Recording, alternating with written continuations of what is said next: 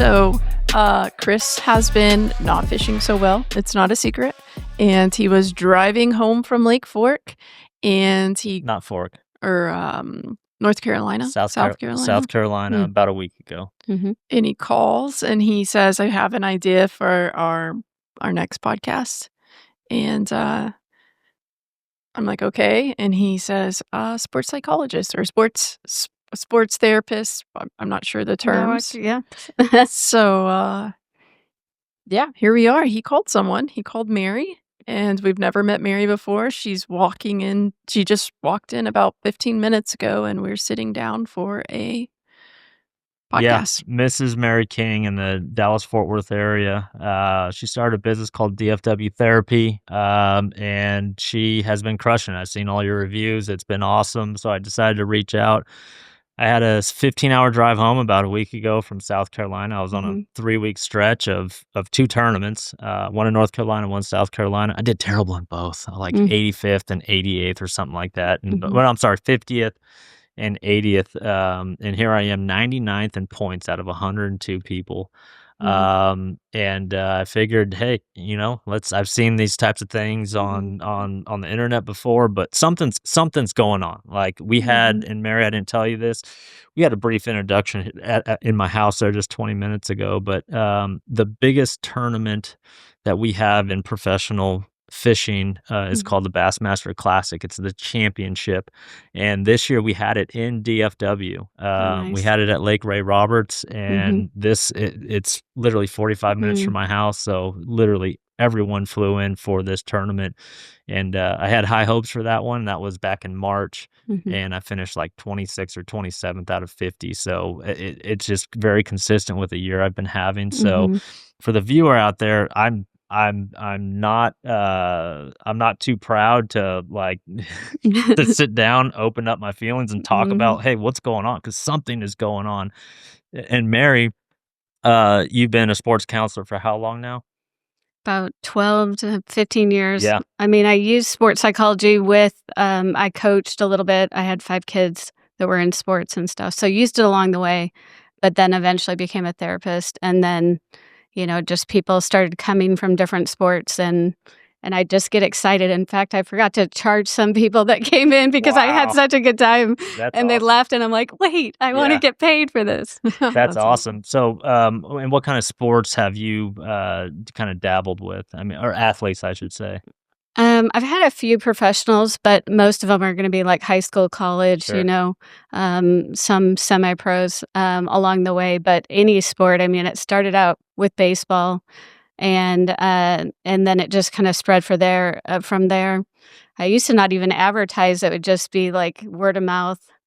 And sometimes a new sport would come in, and I'd be like, "Oh, here we go. Hopefully, I can figure it out." Be honest. Before I reached out to you, did you know bass fishing was like a sport or a Yes, thing? I did. Just because of the area you live in. I mean, it's huge here. Like I said, the Bassmaster Classic we had. Maybe you've seen some of the guys around, some of the boats around, and things like that. But just a little more background on the sport. Again, there's like 102 of us that get to do this every single year, and there's 9 tournaments plus the championship. So there's 10 tournaments a year, and you have to be on your absolute best game.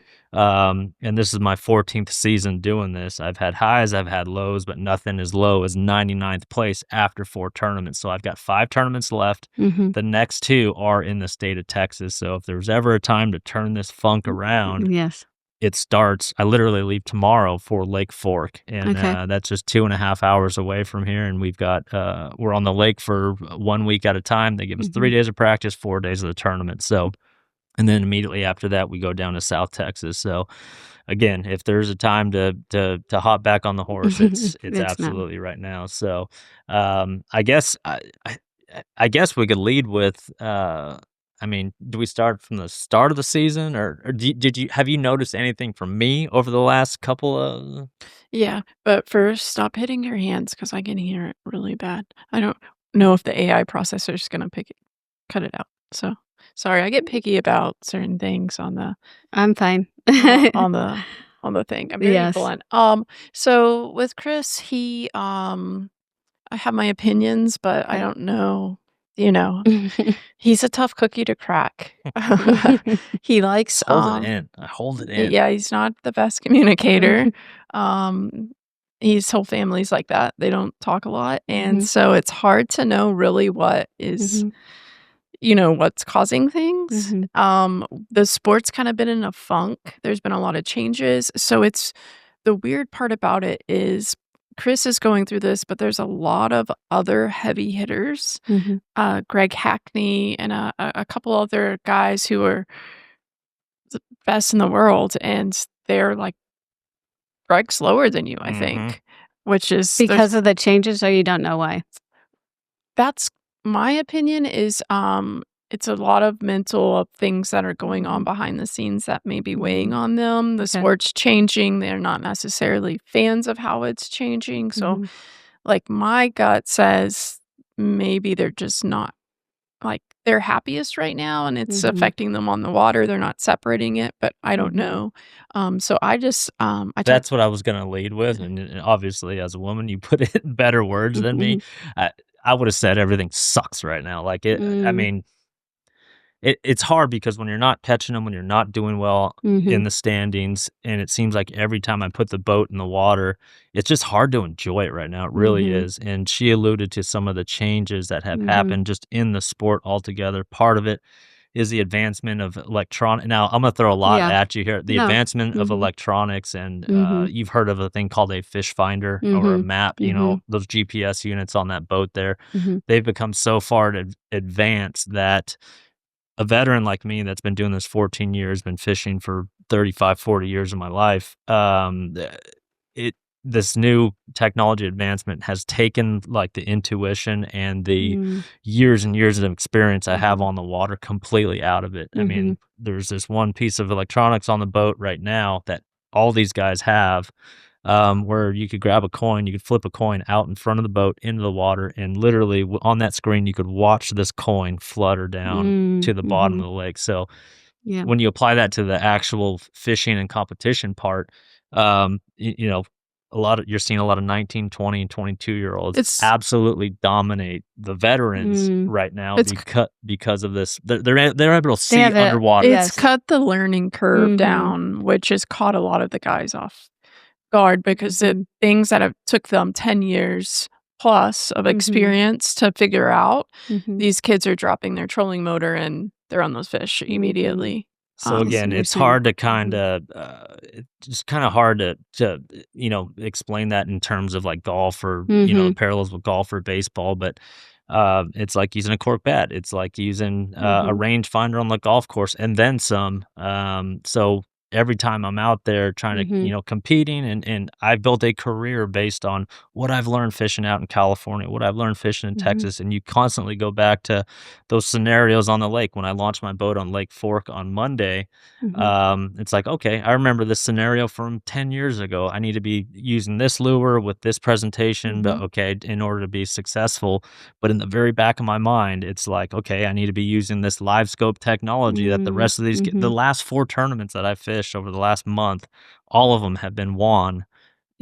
The first place guy was using this technology. So, and this just came about like 2 or 3 years ago. So in the back of my mind, I'm like, 5 years ago. It's such an anxiety, and it's such a it's a FOMO. Like it's the fear of missing out on that particular thing where these guys are capitalizing on it. And I'm talking 22-year-olds. So, and the kid who won that the championship of our sport, $300,000, he won it on my home lake here using this technology. So 22 years old.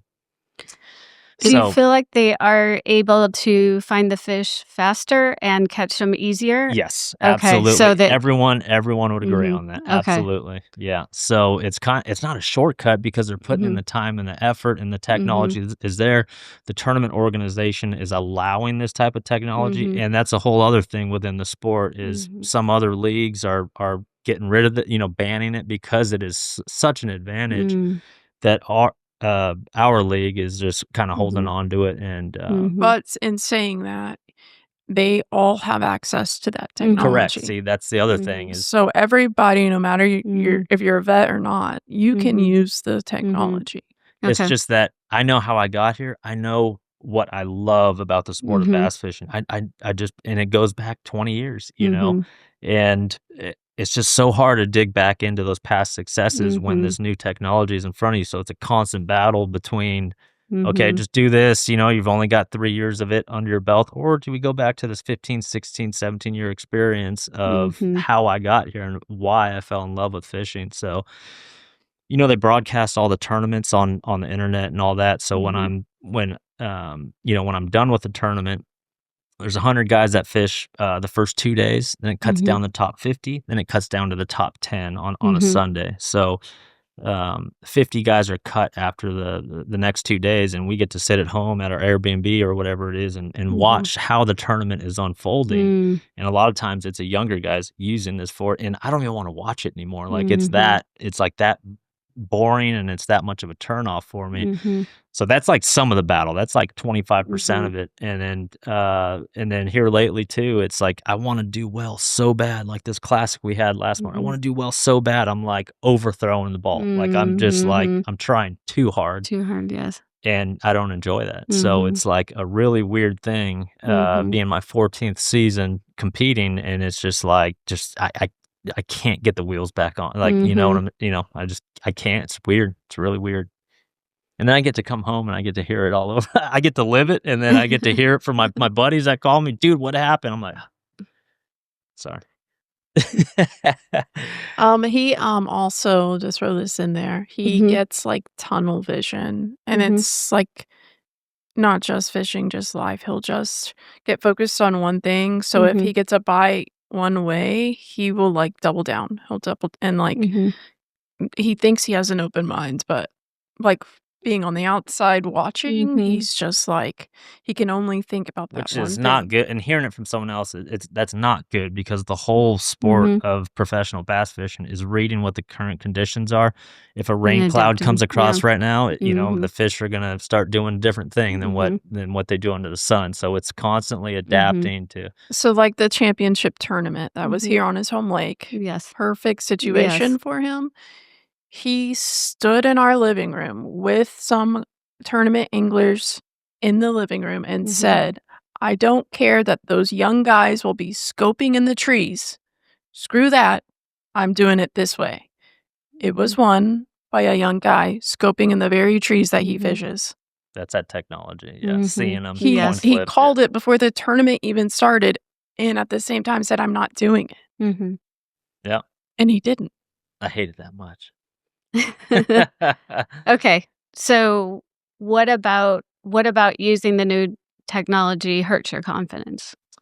One, you're mourning the old way. I understand that, because you know, I still compete at a certain level, and there are people that are doing things that I think are, well, one, it's illegal, you know, and two, but I'm not going to turn them in, right? And so there's a frustration that you know, I went to college, I know the rules, I competed, but maybe they think of the rules more loosely, you know? And so a frustration with that. But it doesn't change. The reality is I'm not going to do anything about it.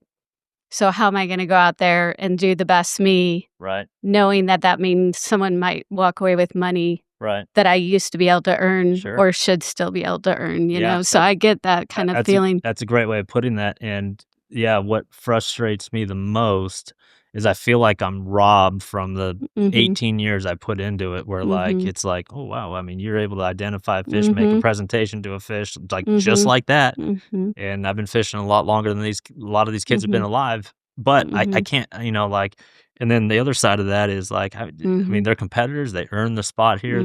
I mean, I could use the technology just like they can. I'm successful with it. I just don't enjoy it as much. Like I just don't. I mean, I don't. It's just not fun to me. It's really, really strange. Although that's putting money in my pocket every time I catch a fish with this technology. I would say it's easy, you know, as a whole, generally speaking, I think it's easier to catch them using it than it is to go back on past knowledge and identifying what the current conditions are, making your adjustments from there. I think that's tougher. I think it's more challenging, but I also enjoy that a lot more. So that's why for the classic, I was like, you know, let's kind of challenge myself. I enjoy this type of fishing. I don't enjoy this new type of fishing type of thing. So there's a huge mental block there where it's just like But he's literally saying, or it's literally Yeah. is not the right word, but he's saying, I would rather do it this way than hold up the Super Bowl trophy. Yeah. I would rather do it this way than bring $300,000 home, win the biggest tournament in the industry, put my name in the record books.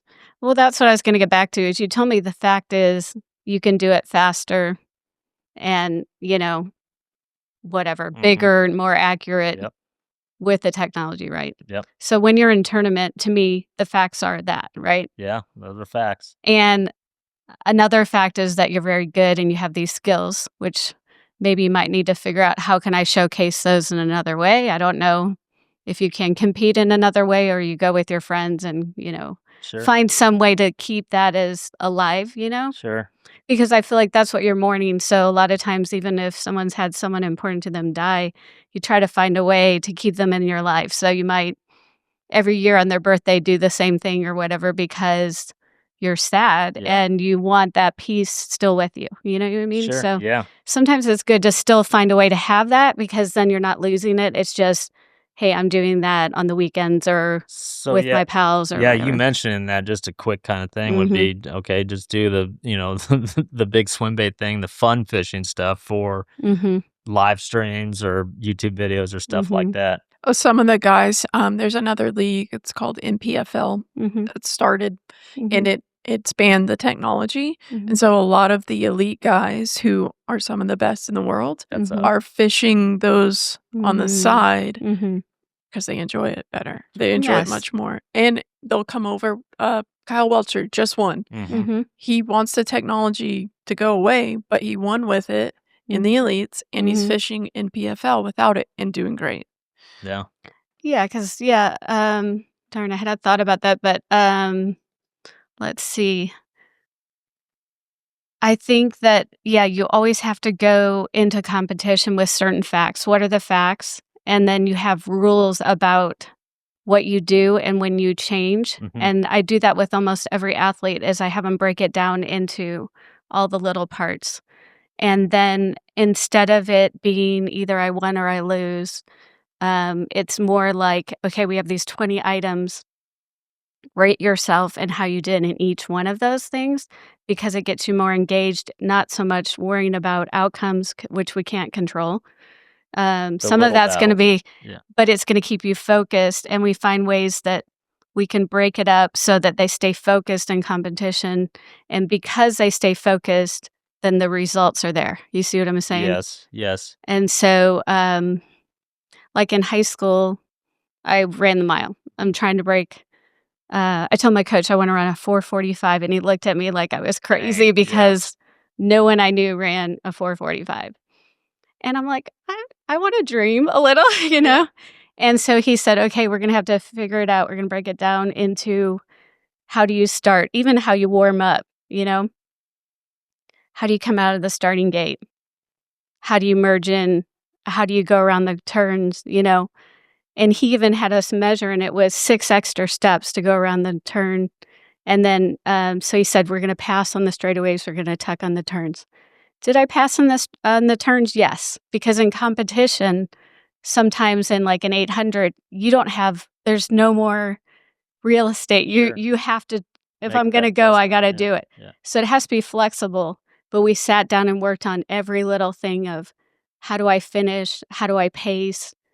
Every little thing. And what was great about it, they call it touchstones. It gave me things during the race to focus on that kept me on the goal. Gotcha. And it got me less worrying about what are the other people doing, how am I feeling or whatever. I had rules to follow. I had to be flexible if that needed to change in the moment. So you're saying the small goals, the small battles within the war, hit those points. What did you say? Yeah. Touch marks? Yeah. They call them touchstones. I don't know why. It's just like things to keep you grounded in the moment because that's what really happens is, I don't know how it is. You've got multiple days and everything. And so sometimes during the day, maybe you lose track or you lose focus or whatever. Yeah. And so a lot of them are to try to keep you on this pace, and that every time you drop your line, you're in the right location, you're placing it exactly right. Yes. So you're starting to perfect the skill in each moment, and you don't worry about what just happened. This happens with football. I have to say, as soon as the play's over, you erase it. Yep. You don't want to be living in the Can't go back. past. Yep. Yeah. And we don't want to be thinking about points. I all the time ask athletes, I don't even want you to keep the score. I want you to, all of a sudden you won, unless they have to call out the score. All of a sudden you won, you didn't even know it, because every time you played it with perfection. And I did that. I just did soccer for fun, but I'd noticed that sometimes I'd just be like, oh, they're going to probably lose the ball. And I wouldn't run up, Mm-hmm. and then the ball would go across the goal, and I'm like, oh, shoot. Yeah. But when I did more sports psychology, I'm like, okay, I'm going to play my position every single time. I'm going to be exactly where I should be no matter what. And that's where the amazing plays happen, because I knew exactly what I should do. So a lot of times they call them cue words, but it's one word that represents like a whole whatever thing that you're going to do. Okay. And then you sometimes have like an order of how they go. And that kind of keeps you, I'm trying to think, how do I explain it? In fishing terms. Yeah, because I've been fishing, but, I don't know in a tournament. But think about, like, even in school, they had stop, drop, and roll. Yep. When you're stressed out, it's hard to think. So when you're in competition, you've got a lot of pressure and stress. But if you have, like, one word that you can say to yourself that keeps you focused, and that represents, like, a whole idea, you can do that. It's simplified, and it seems easy in the moment. Mm-hmm. And I don't know if that would apply, but usually that kind of thing works. Yeah. Even like divers and stuff, they're working on all these little details, but when they're in competition, I'm like, it's circle, circle, point. That's it.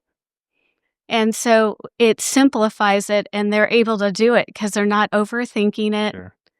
but they are staying on track. They're not losing themselves in it.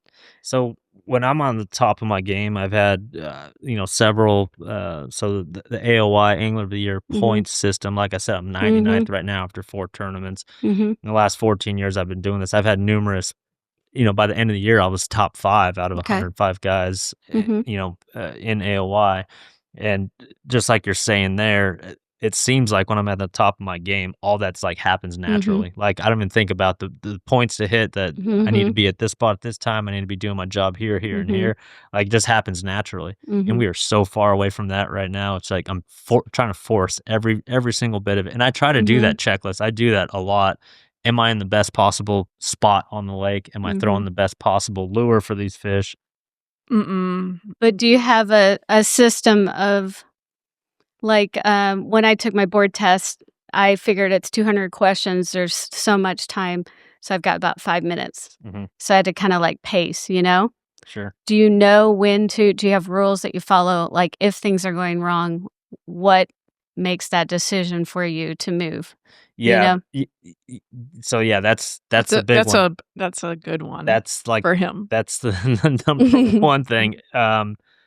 Staying too long on an area or spot. I mean, that's just like I get that question more asked to me more than anything from amateurs and things like that. And it's all conditional. It's all within that moment. And again, you're taking all these things in consideration. Have I gotten a bite in the last 30 minutes? Yeah.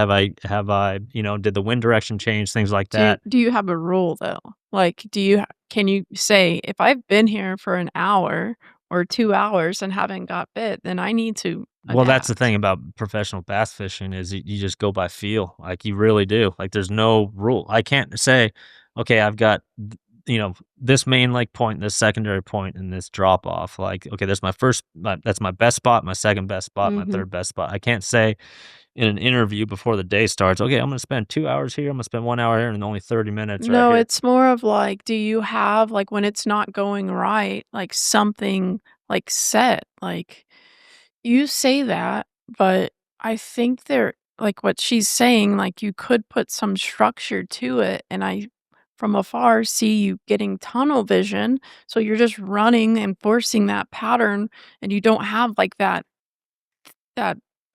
2-hour mark or something that snaps you out of it that you think about. Well, that's the It whole might that's the thing. My whole career, I've relied on that feel, like that feel, that I think intuition. that's good. Yeah, Instinct is good, but when you're but not doing well, it just you Mhm. cannot rely on that. And matter of fact, this last tournament, I told Charles, I'm like, what? So I had a very bad first day, like really bad. I was like second to last place after the first day. This was just last week. And the second day, I called her, or that night, I called her and said, I'm going to go way up the river and try something completely different. But then I woke up the very next morning and said, I don't know about that call, that idea, because when I made that call or that idea to go way up the river, drive 40 miles way up the river where no one's at, and try fishing there and trying to have a successful day there, I actually told myself, I told Charles, I'm like, whatever I'm thinking to do, whatever I think is right, just do the opposite, because that's how your year's been going. So yeah, I did the opposite and had an okay day.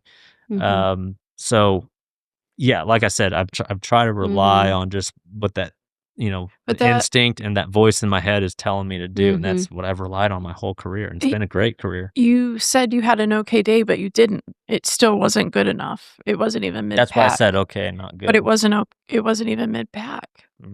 Like, he justifies some of his stuff when he's doing bad. But if you step back, any other season, he would be like, that's a terrible day.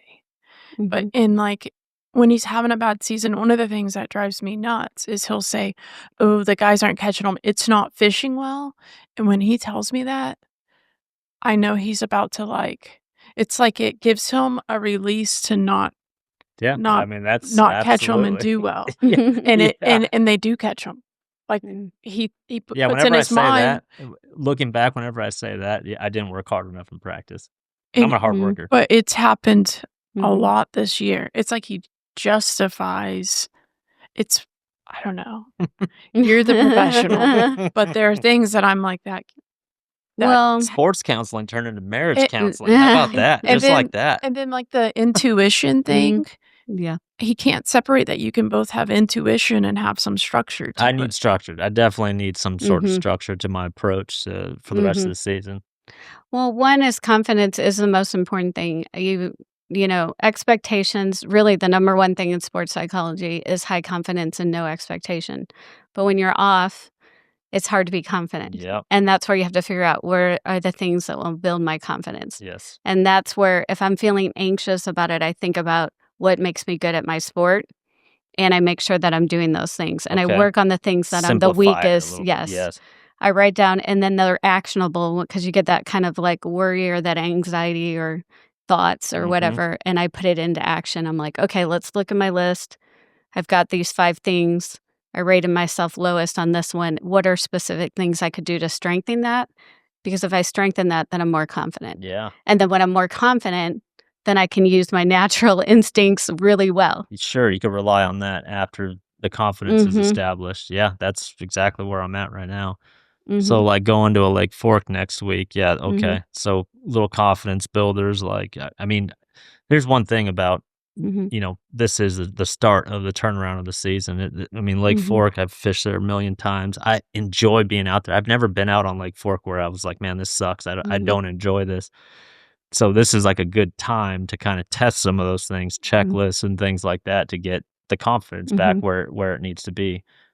And then I would block out anytime you think about how it used to be. In competition, you don't have time to really be thinking about that. I would just go back to facts. What do I need to do? Am I looking for position? Am I looking for, whatever, the right angle, or, and even because a lot of the mistakes, like when we're off, we do, like, I'm guessing, like maybe you would go for a fish that's smaller when you would normally hold out for a bigger fish. Absolutely.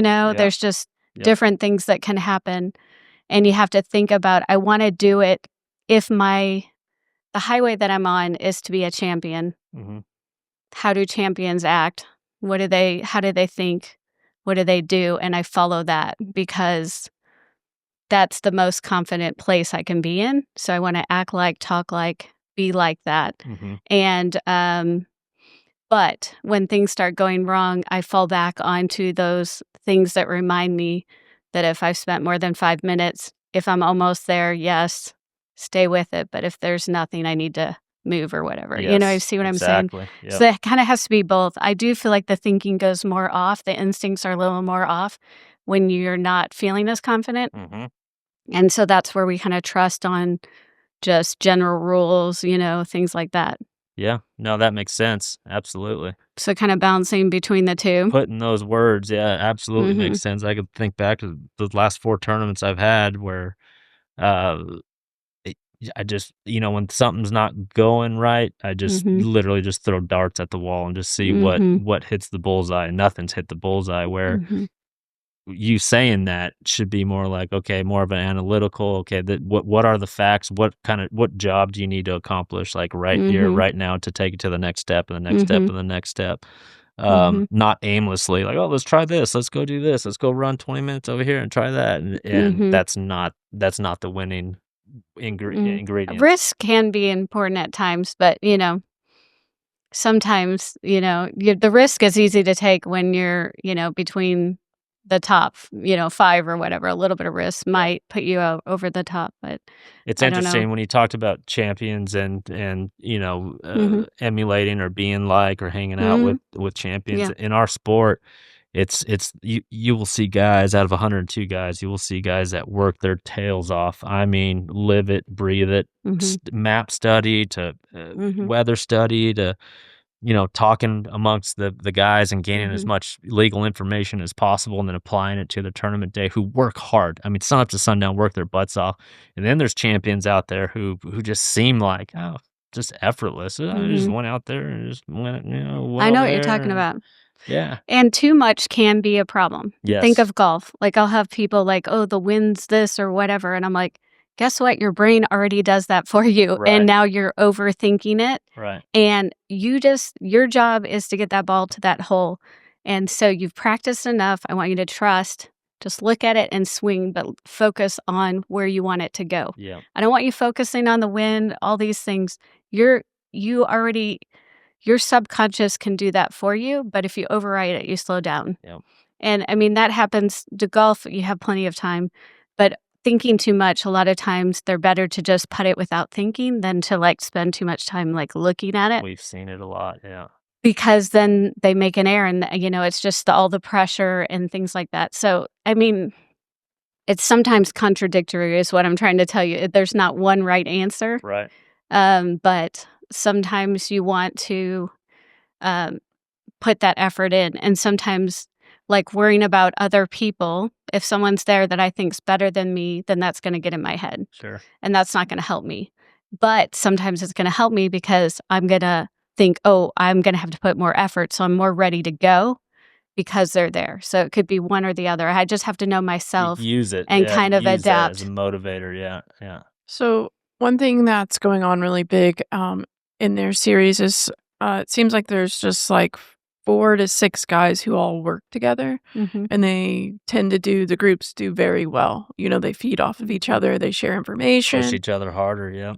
Chris is kind of anti that. He's a little antisocial just in general, and he doesn't like to work with people. He might talk to 2 people and just barely. One, if maybe just one. Yeah. if they call him, he's not the one calling that person generally. And we're allowed to, during practice, the 3 days of practice, we're allowed to call our buddies or whatever and just kind of compare notes. But they're on the rocks or on the wood or whatever it might be. when we were younger, there was this guy, I'm going to call him out. He's probably going to get upset. His name's Dean Rojas. And Chris and his buddies, the younger guys, would joke because Dean would not work with anyone. It was Dean's way. He was either going to catch them or he's not going to catch them. He was just going to do it his way. And sometimes it worked, but a lot of times it didn't work. And that was the joke that Chris and his friends would always make when he was one of the young guys doing really well and stuff. And now Chris has kind of evolved into the Dean Rojas. And it's you, buddy. And I'm like, do you sitting I back, have become that. I really have. I ask him, why don't you, you're putting yourself at a disservice. These guys are tearing these legs apart together and quickly. And if something's going wrong, they're hearing what's going right from their buddies. I'm definitely not in the know right now. I'm not. And it's almost like he enjoys it. I can't explain it. Like, he's okay getting his butt whooped. Like, it's like he's taking some weird pleasure in it right now. He's not, but he is.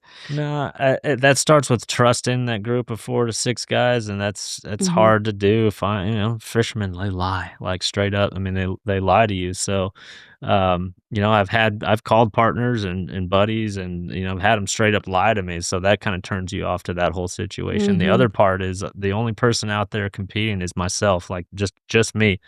The guy I called in practice, he can't put fish in the live well and go weigh him in for me. I mean, it's all on me. But the information is useful, definitely, in practice, but you gotta find someone you trust. I trust, like, 2 guys out there right now. You're 99th in AOY. It's not like you're putting fish in the live well yourself right now. Nobody is, yeah. Like, he does have trust issues, I think, just period, He keeps a lot in and Maybe. I just like doing the work. Whether it's yard work, whatever, I just like doing the actual work to But you're still doing the work. I mean, that's what even with the technology, right? Like, he could use the technology and do well. He's very good with electronics. Before this new stuff came out, he was considered one of the best with electronics the old way. Very talented with it.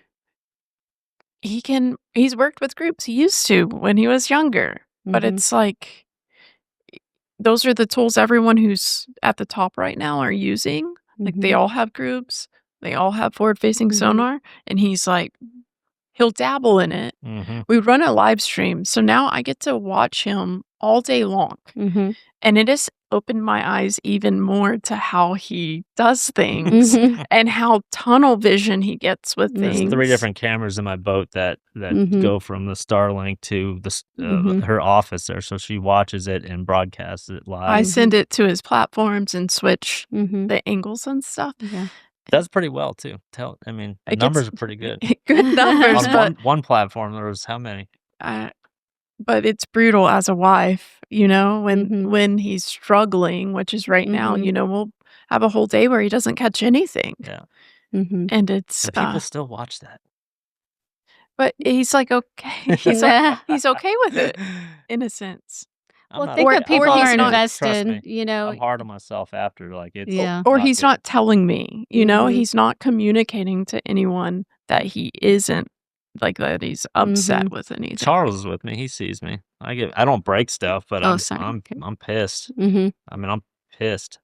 Hey, that's a good point right there, is not punishing yourself. Yeah. A lot of athletes do it, but it has no benefit. They actually say, if I get them to not break their racket or not show any visible frustrations, they'll actually do better next time. And people don't understand why I'm asking it. I'm like, just trust me. Try to just accept it, that this is just what it is.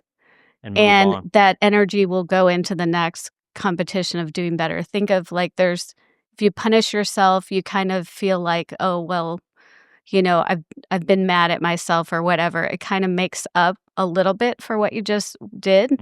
And so carrying that energy into the next one is usually helpful. I thought that was interesting. I didn't know that. I always punish myself as an athlete. And so it pretty much said, hey, look at it, analyze it. What did I do well today? And first talk about those things. And then 2, look at each part and figure out what exactly went wrong. What are the facts? No, you don't need to personalize it. That's a no-no either. You want to pinpoint where's the exact error. Don't personalize it? Well, it's thinking that it's something about you, like, I'm not good enough anymore, or, now it's a younger sport or this or that, It's easy for me to think, like, I'm 55, so I'll race sometimes and I'm like, oh, well, I'm older now or whatever. But when I stop doing that, I actually can beat younger people. And then I think it's funny because I'm like, when they look up my age, I'm going to be like, yeah. Yeah. But that was a limiting factor for me, is that I put that in my head that, oh, this is why, But when I looked at the facts, I'm like, no, there are people my age that are still doing well. Because I'm like, oh, there's this big decline. And I'm like, well, that's not really true. And when I look at, there could be a decline, but it's not necessarily a decline. There's things I can do. So one is afterwards, you're supposed to be your own best friend, even during, everything. The punishment is, it never makes anyone more confident, and confidence is the most important thing. Because confidence, you have that trust, and you have that, you're following your instinct, and it's kind of like that muscle memory of how things have happened in the past. And so you want to tap into that. So you don't want to punish because it hurts confidence. Okay. And then you have to be careful about the feedback you get. Feedback can be helpful, but it's good if it's timed at the right time, things like that. I used to coach soccer, and I would do this whole thing to help parents know that if you talk about it on the whole way home, that's not helpful. They're already feeling bad, and then now they're feeling extra bad. And if it goes to shame, where they think it's a part of who they are, now it's going to be even harder for them to play well. Exactly. Because I get that phone call from home, and I mean, I lived it for 8 hours of the day. Like, I know I made mistakes, and then I get to hear it from a phone call. But it's helpful to analyze. Like, it is helpful to analyze how and what went wrong that day. I don't call you, you call me. And you say, "Welp," because I watched it all. You go, "Welp," and I go, "Welp." Because I was on the ride with him, and it's like, well, all right, because I work that day too by running those switchers, so it's like we kind of go through it. We don't get to communicate, but we go through it together. But I always think, what did I do well? And then I'm looking for a solution to this, Like, if you're not finding the right spots, I'll think, okay, what do I need to do to start using the technology in a better way, or whatever? Is it, I don't know. I would be searching for that answer, and that, like I said, that puts the energy into the right thing, and you're getting somewhere. Right. It's not having the same experience over and over and over again, because if I don't put it into improving, then, I'm just sitting in it, and that makes me very anxious, Yeah. Yep. And sometimes I decide, like, I'm just not willing to do that thing. Like, I might say my diet right now, is probably the issue, but I'm like, I'm really not willing to eat any different. Yeah. So Yeah. I don't even beat myself up about it. I just say, oh, hey, you know what? This is what we got. We'll do the best we can. Yeah. It doesn't mean I can't run fast, but I'm probably not going to hit a PR, Right. And if I do, look at that. Amazing, Right. Yeah. Don't limit myself by that thing that I'm not willing to do, and don't punish myself for that. So one is focus on what you want, not what you don't want. So even having the visual of messing up is not helpful. That's why it's really good to have, hey, how do I do my job? How do I do it well? Because I'm focusing on that, and I'm not thinking of messing up. Okay. And even if I'm thinking about other people, then I come back to, whatever it is. That's what I'm saying. I don't know what your words would be, but I would definitely have some. I watched Olympics, the triathlon, and I knew that she must have had a sports psychologist, because at the end they interviewed her, and when they were recording it, they said there's no way she can win. She was in second. They're like, there's no way she can win. She's too far behind. Well, she won. And she talked to the person when she was passing the first place, and they're like, oh, how'd you know you can win? She's like, I didn't even know what place I was in. I just kept thinking, I want to look cool. I want to act confident. I was just going cool, calm, confident. I wanted to be, she said, when I was on camera 4 years ago, I didn't look that cool. So I just wanted to look cool, stay calm, because she was super nervous, and I wanted to be confident. And she ended up winning. And I thought that was so funny, because it was so simple. I can name a couple guys on tour that have had that approach in several tournaments this year. Mm-hmm. Interesting. Yeah. And so that's where hers were just that. That's all she needed. She did the training. She probably was fairly confident for that, and now she just had to work on those things. So I try to think of it as like, what went right? We want to keep those things. What am I looking for a solution to? What can I do? Like, when would I do this? How would I do it? And kind of have a specific plan. Because a lot of people like me, I'm like, I want to eat better, or I want to strength train, but I have no plan. I haven't decided what days I'm going, what time. It's probably not going to happen. It might happen here and there, but it's not going to happen the way that, like with my running, my coach writes it out. So it's going to happen, because I'm going to feel guilty if I don't do it. So I'm going to do that. But the other things that are just kind of hurt my confidence, but I'm not working on, I don't have a specific plan. So if I had a plan, that would help. So do you think he needs to have some sort of plan to address?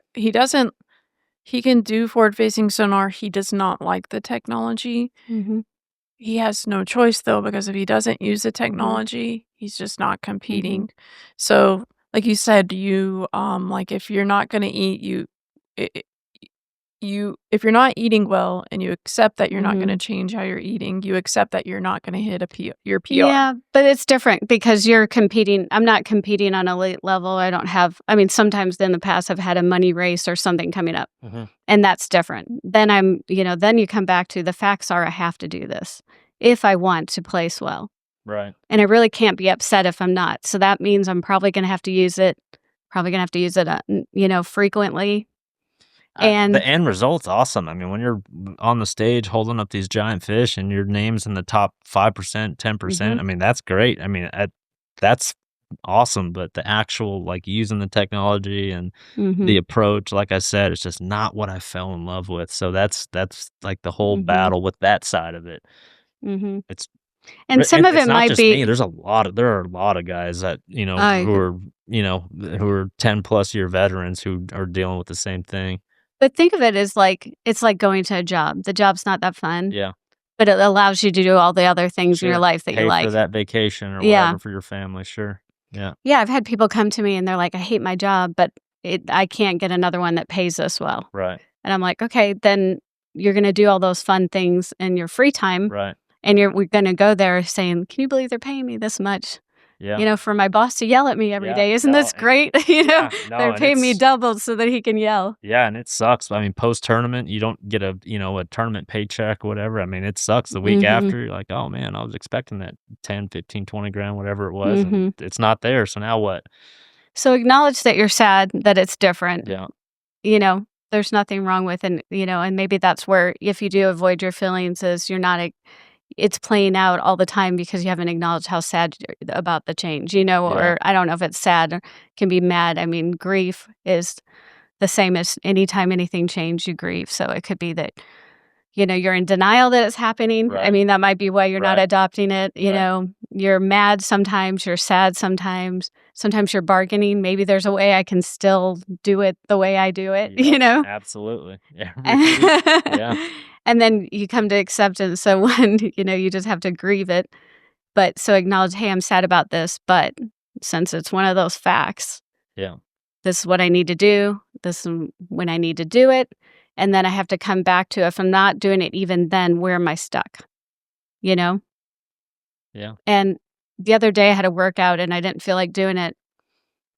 So I postponed it one day. That's fine. I can do that. But the second day, thunder, lightning, whatever, I went to the gym. I hate treadmills.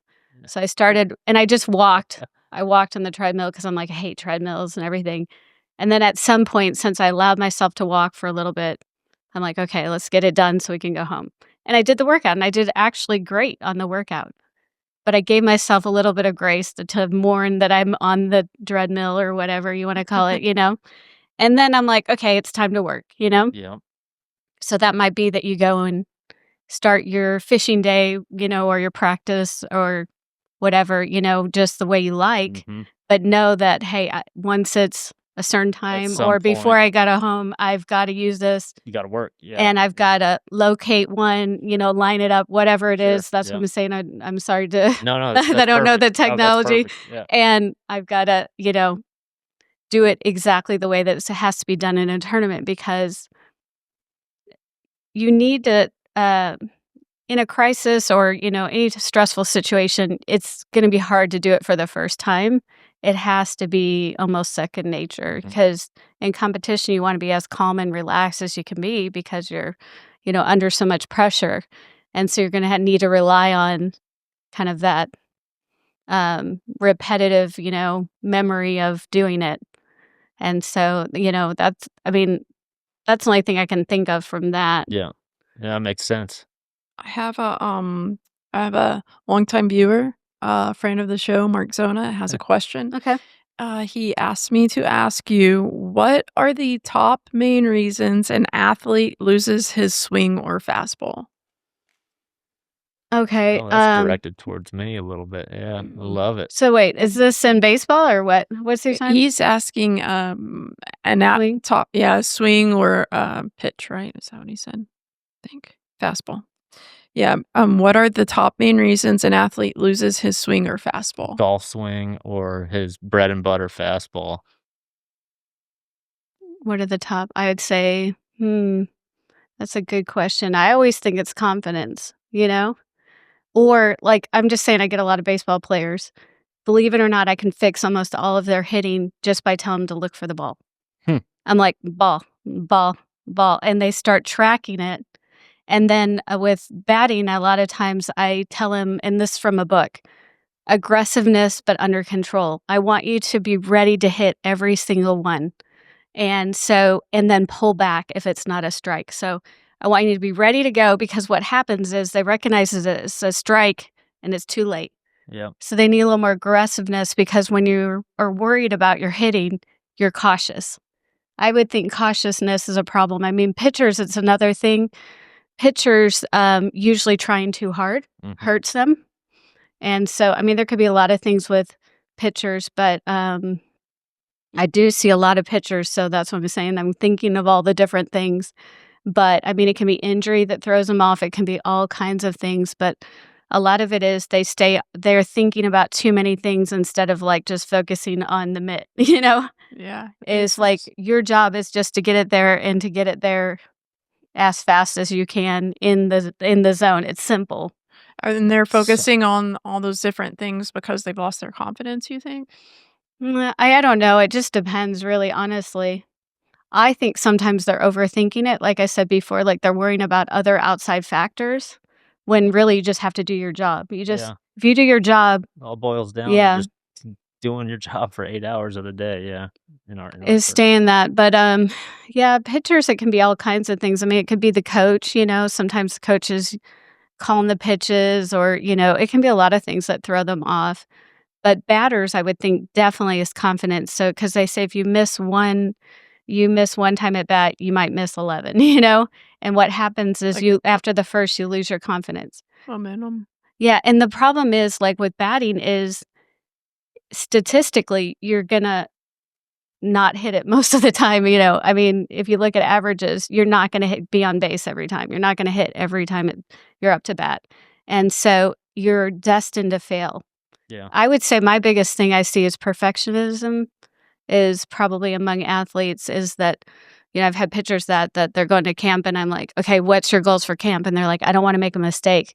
And I'm like, oh my gosh, you're going to be at camp a whole week? Right. You're never going to make a mistake. That's impossible. Sure.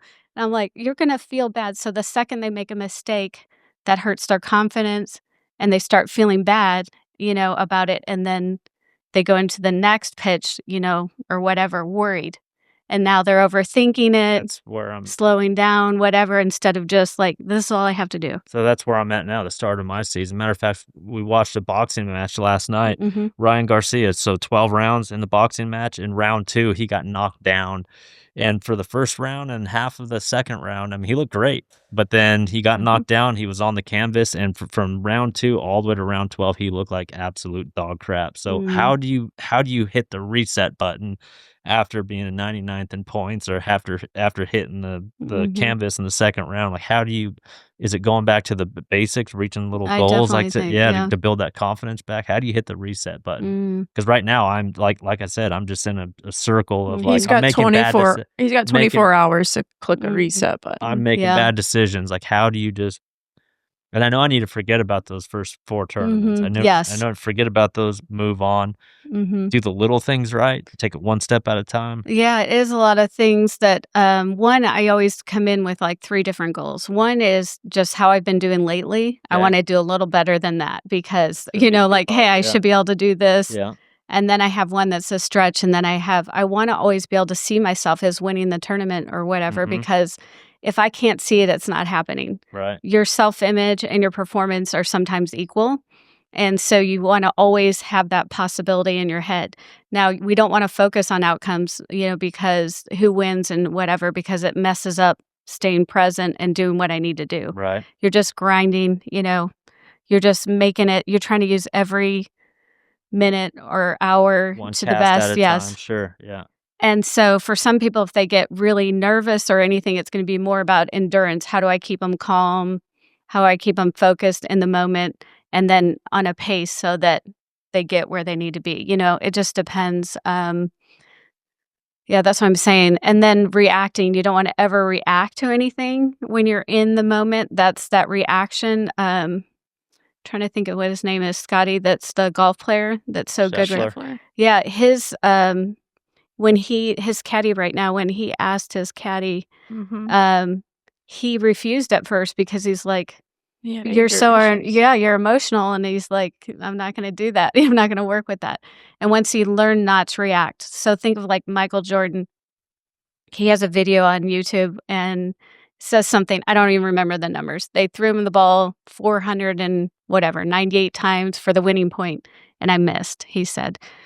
But when you look at people that reviewed what made him so good, he had talent, but he wasn't necessarily the very best, But his confidence remained constant.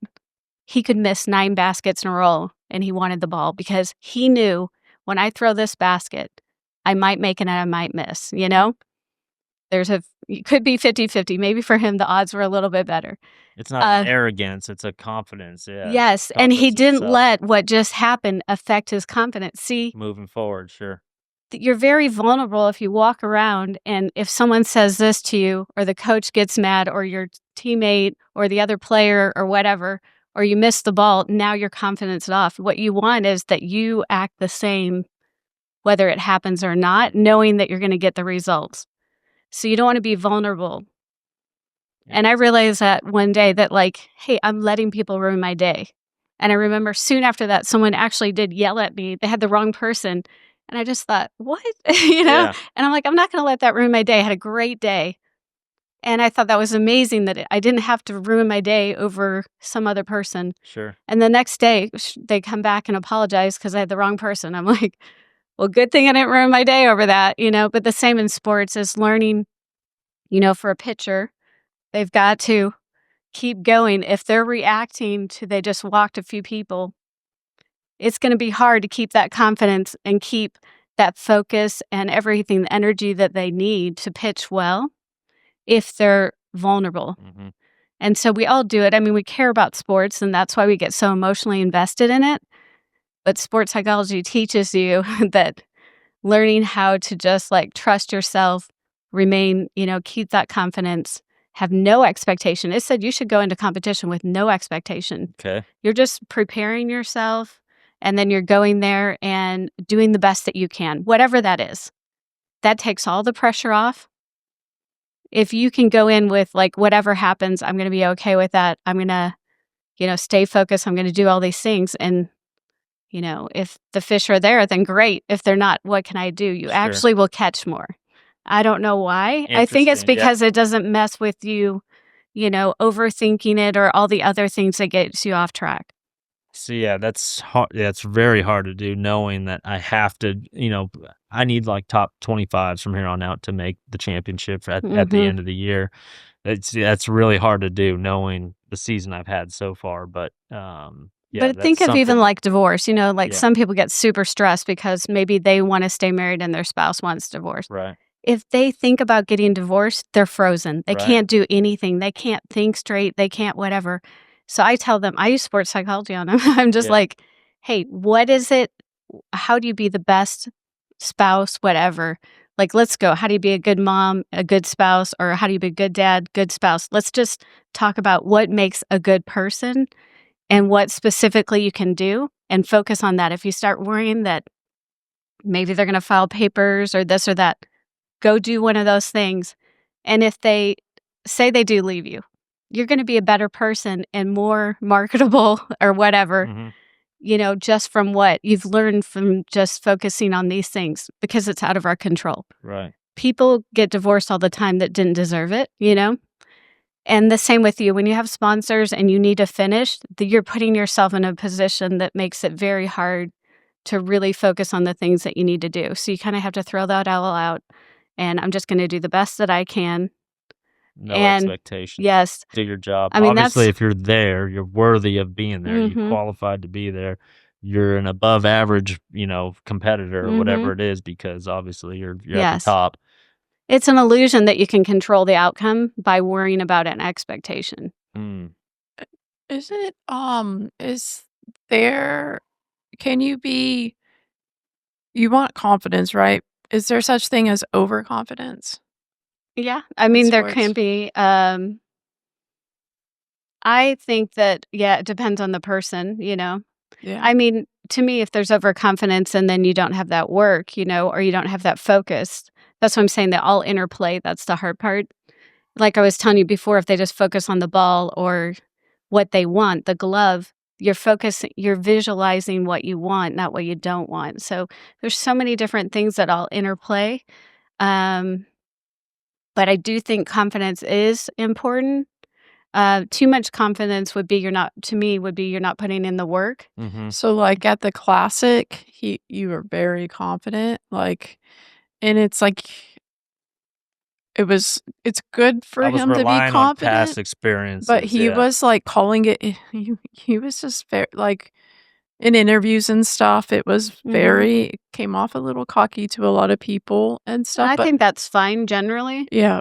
But I then he don't was talking about, I'm not gonna go fish trees with forward-facing sonar, how it was one, so Tunnel is vision. there what is that? Is that I don't think it's bad to have that confidence, but I do think that when the facts present, that you need to do something different. I mean, a lot of it is adapting, I would think, in fishing, that you're gonna have to adapt to a lot of situations. Yes. And so you do have to have the flexibility. Now, I do think that'd be too confident if you're not flexible, but I wouldn't get rid of the confidence. Yeah.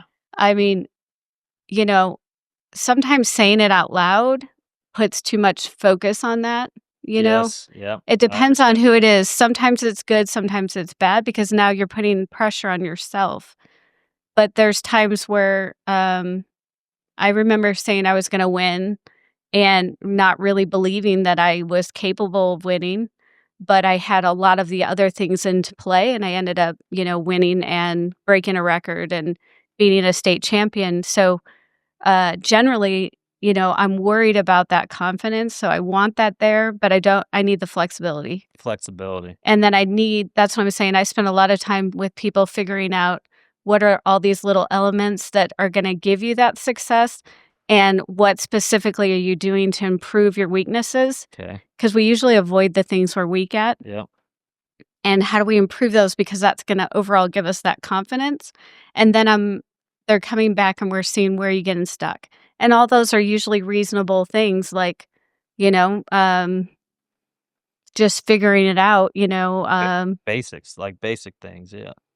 Yeah, it might be, well, I don't have time to practice that skill. Or my coach, he doesn't go over that skill in practice. And I'm like, okay, then let's show up 15 minutes before practice. You're already there, or stay 15 minutes after. You don't have to have the coach officially tell you to practice this skill. But see, they're like, I don't have any other time, or like, do you have a park nearby? Do you have whatever? And I'll kind of go with their personality. My kids used to not do their chores because they're like, oh, I didn't want to get up early. I'm like, well, you could do it the night before. I mean, I'm flexible. It doesn't have to be Saturday morning, Yeah. Right. Charles, can you grab him? I tried to do earlier explain. Take 1 second. I wrote some notes, but I could look and see where. I kind of have my own way of doing it, that's what I'm saying that. So I a lot of times think of, this is the goal. Where am I getting, like if I'm on the highway and I took an off ramp, I'm like, what happened? How did I take this off ramp? And how am I going to keep myself on the highway, And that's what I'm saying. In competition, it's easy to have things and recognizing the things you can't control, If it's like, after a test, I tell people, if you studied, you had a test, you did bad on it, and then you're telling me you're not smart. But then you also tell me the teacher put things on there that you didn't study. Don't tell me you're not smart. The facts are you studied, but you studied the wrong things. That's it. all we have to do is study the right things. We don't have to go into this whole thing. We just have to make a change. So a lot of Why'd it is. you look at me right there? A lot of parallels. Yeah, I know. Yeah. Go back let's to the see. highway reference again. So you have a destination and you take the wrong exit. Is that like an unexpected thing happens? And is that what It could be anything, that's what I'm saying. We all have like different tendencies, and so I just try to think of, I'm trying to think, I use that analogy kind of with marriage counseling sometimes is, or if we're having a conversation, let's stay on the conversation because, it's easy to want to avoid. I want to avoid if someone's asking me something, I'm like, okay, this is a little detour. But the same as thinking about, where are those detours happening? So, because what I'm hearing is you want to do the best you can in these, and so we have to figure out, what can you do to improve in all these areas so that you're back there? Right. People have surgery and they're out for a period of time. And so now they have to come back from injury and catch up to everyone else. So I always say, hey, think about where you're at. Where are the specific areas that, if you're a pitcher, is it speed that you need to improve on now? Is it, flexibility? I don't know. Like, let's just figure out how do we get you back there and not be upset that you're not there. The more you're just looking at the people that are where you used to be, the more you get stressed and everything. Just think of, here I am. Here's where I want to be. I can look at them to see like this, we could see that they're using the technology or this or that. And I think you have to make a decision, because if you're not making a decision, then you're always faced. It's like you get decision defeat. Like, should I go with this or should I go with that? I would kind of make it a decision.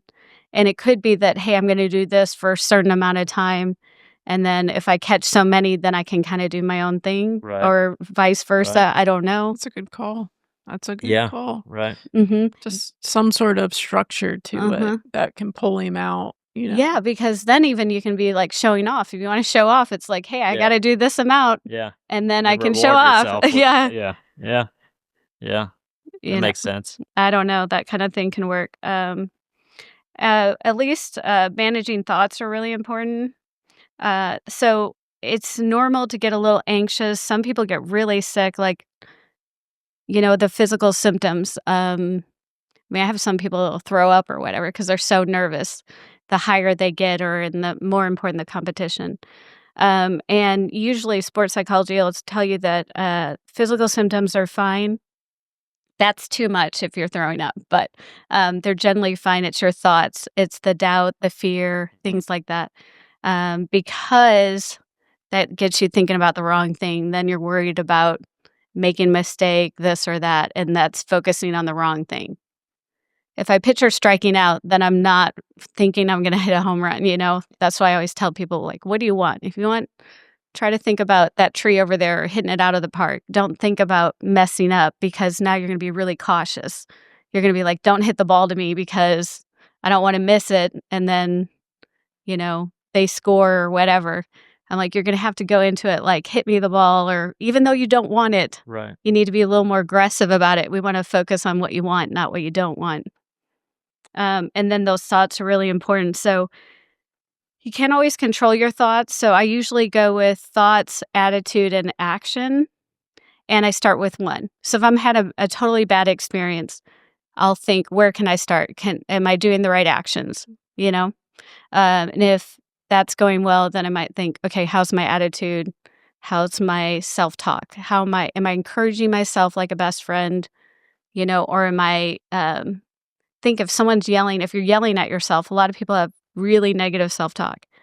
If you're like, why are you messing this up? Everybody's counting on you, this or that. That's not going to help you perform well. I name call myself all the time. No, that's not helpful. Yeah. You're going to have to break that habit and break it like on a daily basis, so that when you're, you do what you normally do.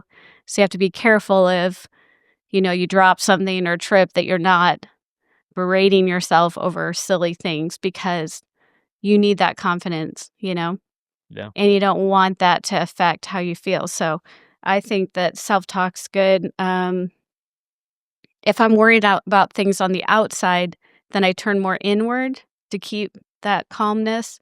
And if I'm having a lot of negative self-talk here, I might listen for the birds or some weird thing to get me, And I mean, I don't know if that even matters. Like,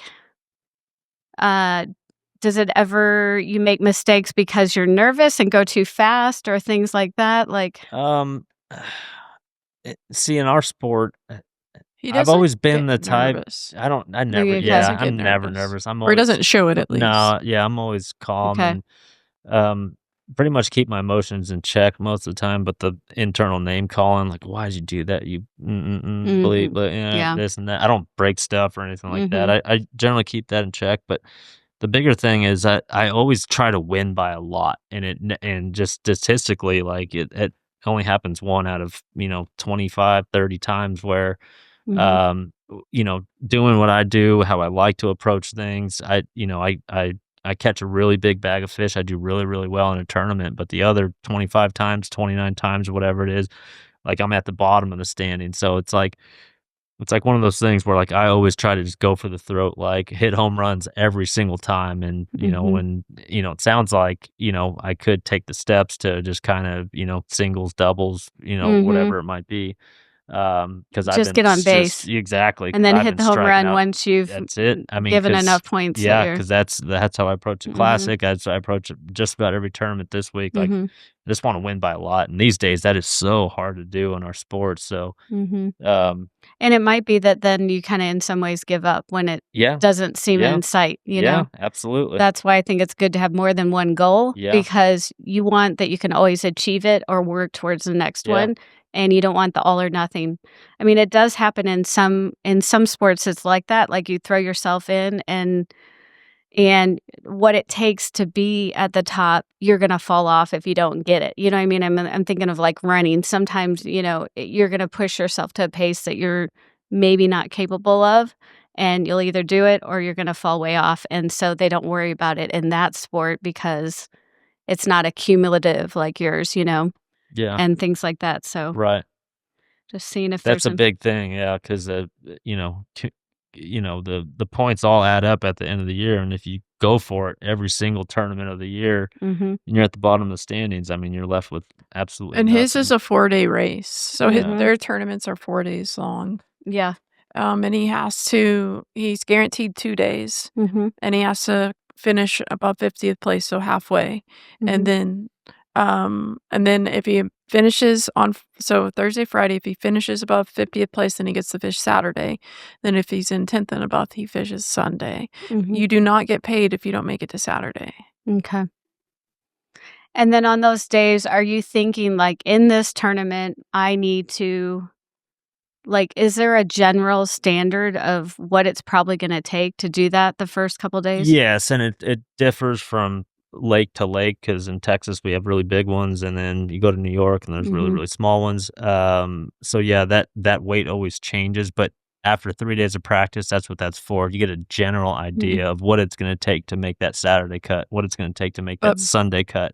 So yeah, the goal is there every single tournament. It's like, okay, here's my goal weight, 15 pounds. That's a 3 pound average fish. But that's what I was saying earlier when I was saying Mhm. that he will call me and be like, "Oh, yeah, the guys aren't catching them. It's not fishing well." Mhm. He, like, lowers that goal weight going Mhm. into the Mhm. tournament. It's like he's telling himself, and anytime I get Mhm. that phone call, Mhm. it's not good. Mhm. It's like him justifying that his Mhm. practice isn't going well. Mhm. Because guys always catch them.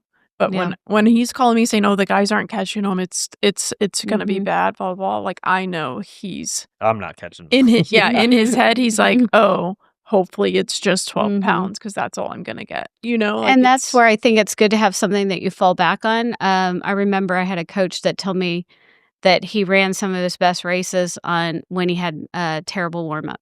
Yeah. And that helped me be confident. It's like, hey, the warm up doesn't, or the practice does not indicate how you're actually going to do. The conditions can change, right? So I would guess that, but you get those things stuck in your head. Think of it, it's like subconscious beliefs you have. It's a ceiling you set on yourself, it really is, like, it's a ceiling when you well, say those things. like she just said that conditions can change. Mhm. So Mhm. even if they all had if the fish weren't biting, if it was going bad, like that kind of opens my eyes. Like you have to expect the conditions are going to change and they're going to be biting. But what could she say to you in that moment to like reassure you? Because I think we have this interplay with other people, which says that, hey, I'm worried, you know?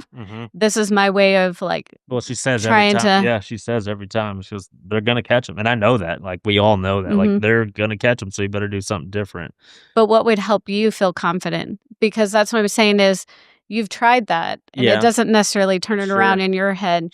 Is I feel like in some ways, you know, I'll reach out to a teammate or a coach or whatever, because I know they're going to tell me the thing, hopefully, or I need to tell myself. I mean, that's the thing about sports psychology is how do I keep everything within my control? And even if my coach isn't telling me the right thing, how do I tell myself the right thing? Maybe if I heard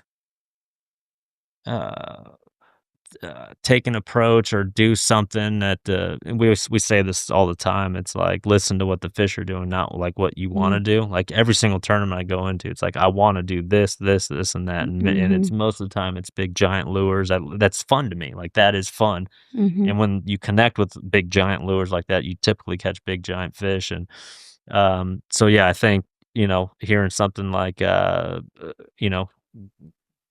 what are the fish saying? What are the fish saying? Do what do they want to eat? Yeah, you've tried for 3 days of practice. You've done all the fun stuff, cool stuff. It's actually time to roll up your sleeves and do something you don't typically want to do, but something that'll get you to that Saturday cut or that Sunday cut or whatever it is. And sometimes having like jokes or whatever is helpful because we become so serious in it, because it's so important. Is like whatever it could be, I think sometimes making it more playful has been helpful. And I don't know what that would be, but like having, something different that might make him laugh, snap out of it. Dress up as a clown and FaceTime me before every tournament. It's creepy.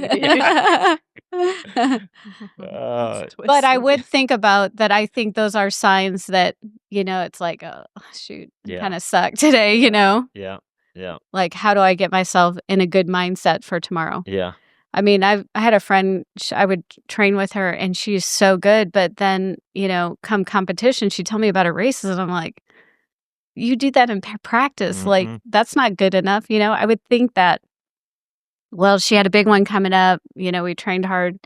And she's like, I am so nervous or whatever. And I was thinking, oh, she doesn't have like a plan. And she goes into it really nervous, And so for her, since her anxiety's high, I said, hey, go to a movie, just do all kinds of other things, like anything. Keep yourself busy, have your clothes out, and then tomorrow just show up. Like, why are we even here? Like, that's not even, she won prize money that day because she needed, something. And she reached out to me. I knew that she needed like someone. If I would have left her in that state, she probably wouldn't have done well. But I'm like, hey, like, you're good. You got it. The hay's in the barn or whatever they say or whatever. You've done all the work. Yeah. And she's like, oh, I thought that I was supposed to be like all worried about it and thinking about it. I'm like, no. Interesting. I'm like, you just show up and do the best you. Yeah. And then that natural ability came out, So no expectations either. I mean, just go out and do your job one step at a time. But yeah. Set goals. And I think what other people are doing, I always think of the other people as nameless, faceless people because I'm like, why am I worrying about everybody else? I just have to do what I have to do. Yeah. They're not running the race for me, I got one more question. Yeah. So we're in a social media world, right? And there's a lot of negativity on social media, a lot of people who have something to say, especially if he's not fishing well and it's people who don't like him, it like gives them some ammo to really go after him. What are your thoughts on like as an athlete, a top level athlete, like separating what people are saying about you, like the negativity? How do you handle that?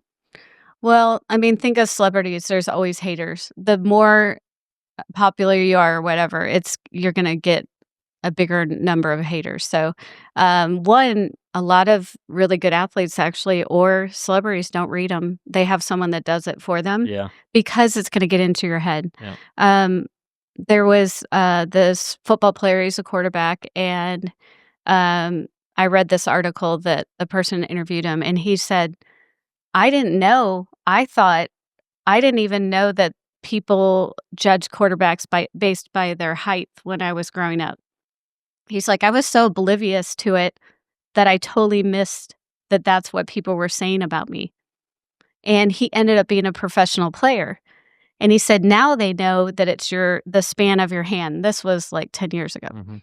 And he said, because now they know you can manipulate the ball really well if you have a really good sized hand or whatever. But he said that would have got in my head and that would have made me do worse. And I may have never reached this level. And he said, this article you're writing, even though I know that you are not a professional player and you're just, I can't remember. It wasn't even like a sports magazine. You're just interviewing me for whatever. I'm not going to read this because that might get in my head. Yeah. And if that gets in my head, that might affect how I play. Yeah. Interesting. So Yeah. you do have to be very careful how many voices you allow. I mean, yeah, if you can have like this good, I think it was Marcus Aurelius called the fortress of your mind, where everything just kind of hits the outside and you only let in, you decide what you let in. If you could do that and just let it fall, then it's fine. Or laugh about it or whatever. Right. But you have to kind of go into it. Genuinely laugh about it. Yes. Or just let it go. Right. But you got to think about it as if this is how people act, this is what they're going to do. And it has nothing to do with me. It's their personality. They're looking. This is what they want to do is to make other people feel bad or whatever. I mean, occasionally, yeah, with my coach. I mean, even my coach had to be careful what he said to me because the same, it gets in my head and then I'm having a hard time. So I might have to turn the volume really down when he's talking. Like I'm looking at him, but I'm thinking about my favorite song or whatever because I'm like, I'm not in a place where I can hear this kind of feedback and it's just going to hurt me. So I'm going to turn the volume really far down. And then later I might kind of, when I'm in a good place, think about some of the things he said and like, oh, okay, he has a good point here. I could probably do that. But I am very protective about what I allow in. Because that influences your actions. Yeah. That tournament or that the competition or whatever it is. Yeah. Even my doctor, because I had 5 kids and I gained like 90 pounds. I mean, I'd weigh like 103 when I'd start and then I gained 90 pounds. And so, of course, everybody's, like, what's going on? And he's bringing in people from the hallway to show my stomach. I mean, it was like a watermelon. I don't even know. And I finally said, hey, I went home and ate 3 Snickers bars because I was thinking about why am I eating all this stuff? I'm like, can you please not say anything? At this point, I'd had 3 kids. I'm like, I've lost the weight every time. It was like my 4th child that I was pregnant with. I'm like, look, I lost it 3 times. Can you please make no comments and know that I'm going to lose the weight? It's just going to take me about 9 to 11 months, because I couldn't handle it, Yeah. Wow. Yeah. And he's just like, well, it's so obvious. And I'm like, I'm just telling you that I will eat more. Interesting. Yeah. It's not going to help. Interesting. Yeah, you see that a lot it's everywhere, but especially fishing. Everyone's got their opinion and why didn't you do this? And once you put the big swim bait down, just throw the so-and-so and catch it at a limit and this and that. It's like, dude, one, you don't understand. Like, otherwise you'd be here. Exactly. 2, who gives a shit? Like, no one. Yeah, you have to be really careful about all that.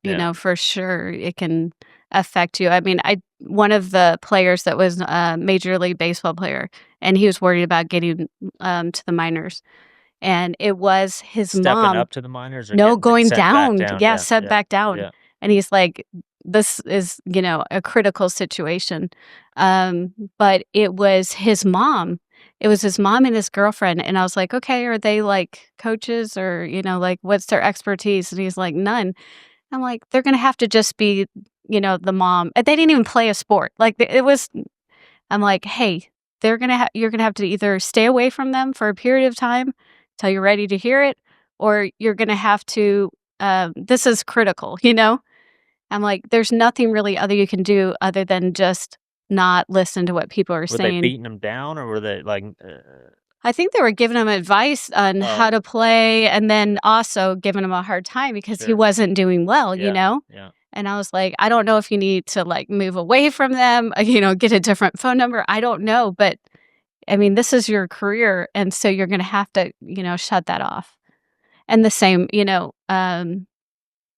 he was one, I just followed kind of like a book that's on, pictures or whatever to help him. But that was a part that I think was having a bigger influence than he thought. When I asked him kind of like what, how everything goes on a daily basis, when he told me that, I'm like, no, this has to stop. Yeah. It'll affect you. What else you got? That's it. Well, what do you think's different now than before? You're saying that. So the whole forward-facing sonar thing, the technology is only like that's the main thing. No, it's only like 20% of it or so. It's just really hard in our profession. Like I said, it's all on you. There's hundreds and thousands of decisions you need to make that day for 8 hours, and just when you get caught in it, like 3, 4, 5 bad decisions in a row, it's just so hard to delete that and then just get back on track. So like I said, I've had maybe 2 bad years in 14 years, like really bad years, but this is by far the worst. At 99th in points after 4 tournaments, and but I've always been like day 2 comebacks. I'd have a bad first. This I'm talking about just a single tournament. I've had a bad first day, and then I'd come back second, third day, just crush it. And I've always done a really good job at just deleting that and then just kind of moving forward. But for whatever reason, this year it just seems like every decision I've made this year has just been it's not good enough. It really just isn't good enough. Our industry's kind of in a funk too right now. So I said the forward-facing sonar thing's like 20-25%. The other part is this right here. Our industry's in a funk. There's like a lack of leadership. Leadership is Go ahead. Sorry. I'm talking. Yeah. This is my opinion. My husband doesn't have an opinion on this. There's like legal reasons I have to say that. Yeah. So this is my opinion, not Chris's. The industry's in a funk. There's like a lack of leadership. So it's like kind of like spilled onto the guys. There's a lot of negativity. We've got caught up with it in the last couple of years. But there's not been anyone leadership-wise to stand up and kind of pull the industry out of it. The people involved, they've almost like thrown fire on it. It's like almost like they're enjoying this chaos, is my opinion. It's really weird. And they're like threatening guys in their careers. We went through it this off-season with a pretty bad situation, in my opinion, that I can't talk about. And so we've had people who work in our industry, not just fishermen, who have left because they're kind of over the direction it's headed, analysts and stuff like that.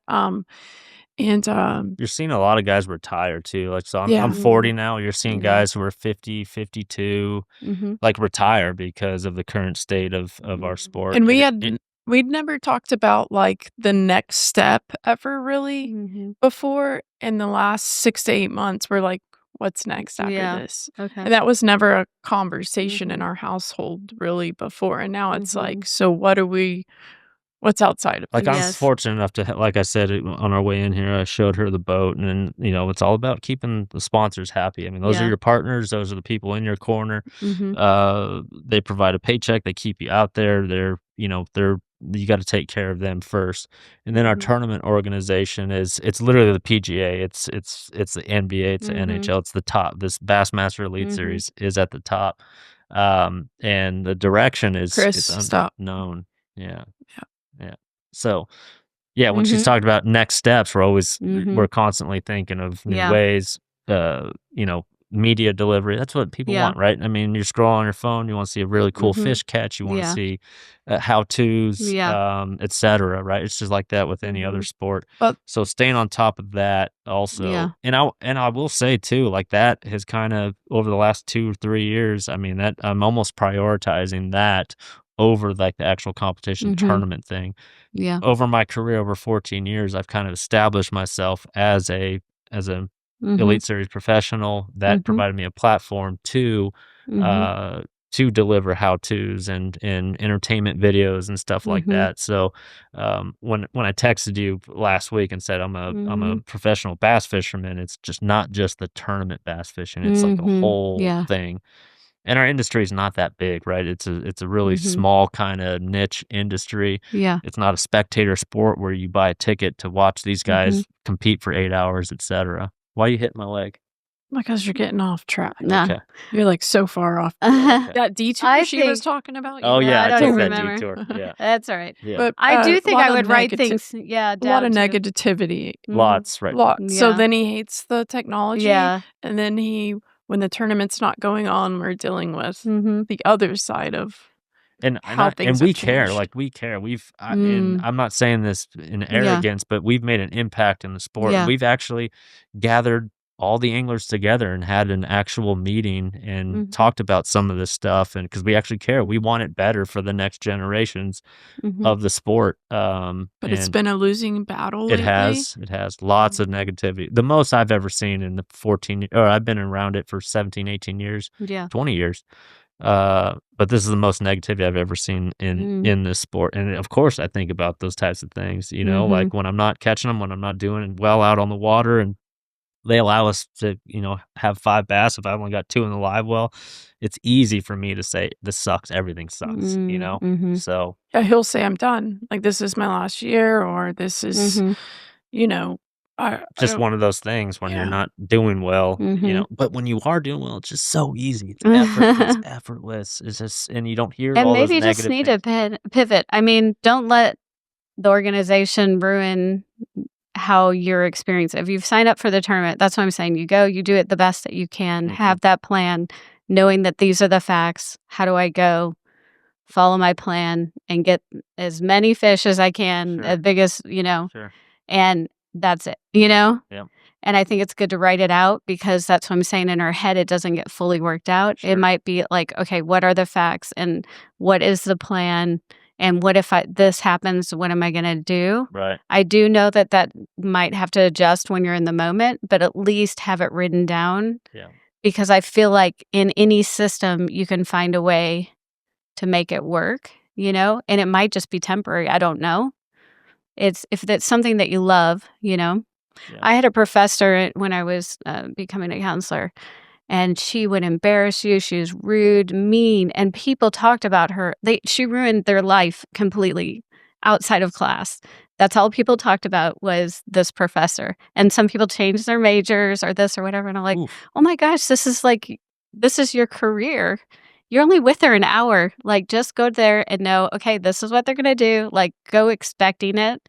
Like, I know it's bigger than that. It's not that simple, but like, why let it? I would think of what are the things she's going to say, what's she going to do? And then I'd feel like, oh, yep. she did it. Yep. Today it's so-and-so. She's going to give, 5 insults right off, Wow. She's going to tell them how they should have picked another major or whatever. And when it happened to me, I was more able to bear it because I did use sports psychology in that, hey, these are the facts. Why would I let that ruin my future? I mean, the same. I can't make her be a better or different teacher. That's going to make me so frustrated. I can do what I can do. Okay. I can maybe, I don't know, talk to her, trying to figure out what she needs, or I don't know. There's maybe some way I could have helped influence her, but the facts were she's going to be this way. So now how am I going to be the best me within that system? Okay. And that's hard when you have something that you loved before, and that's really hard. But I think if you can do that, you're going to thrive no matter where you're at, So let's play that out for a second here, Mary. So identifying like 3 facts. Okay, so we got Lake Fork next week. So when you say identify the facts, and then what's the next step after that? I have a plan. I have a plan. Okay. Like, if this happens, I think, what's all the things that could go wrong? Okay. And then I mostly want to focus on what do I need to do, Okay. so that I'm doing my job. Like, what's my job is to get probably not as many, but a certain amount. And a larger size is what I'm guessing. Right. Those are just Okay, so let's play that out. Okay. Okay, so so we're going to Lake Fork. It's 2.5 hours from my house. I'm very familiar with it.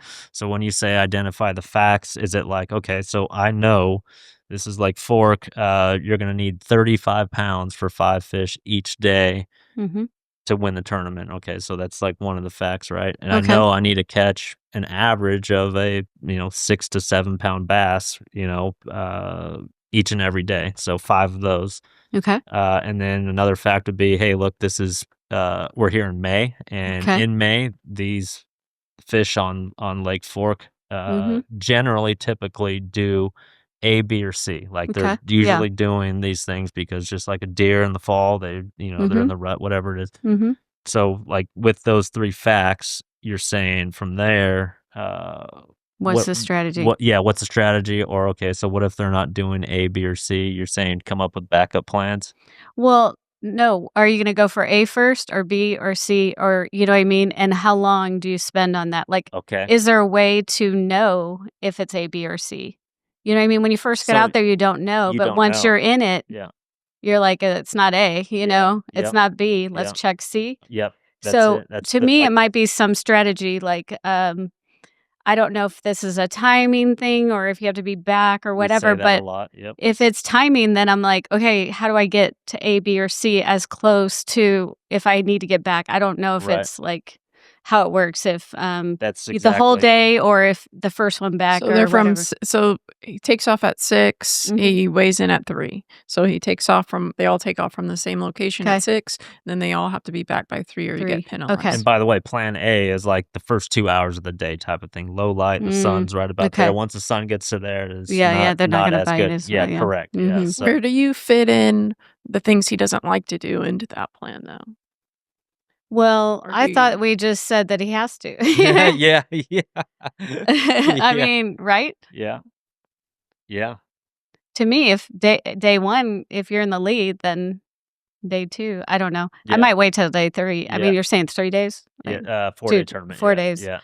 I don't know. Because to me, it doesn't matter if I stay on pace or whatever, if winning is the goal. You know what I mean? I can do it sloppy. It really doesn't matter. It doesn't. But what gets me to the finish line, I used to have people take off in races.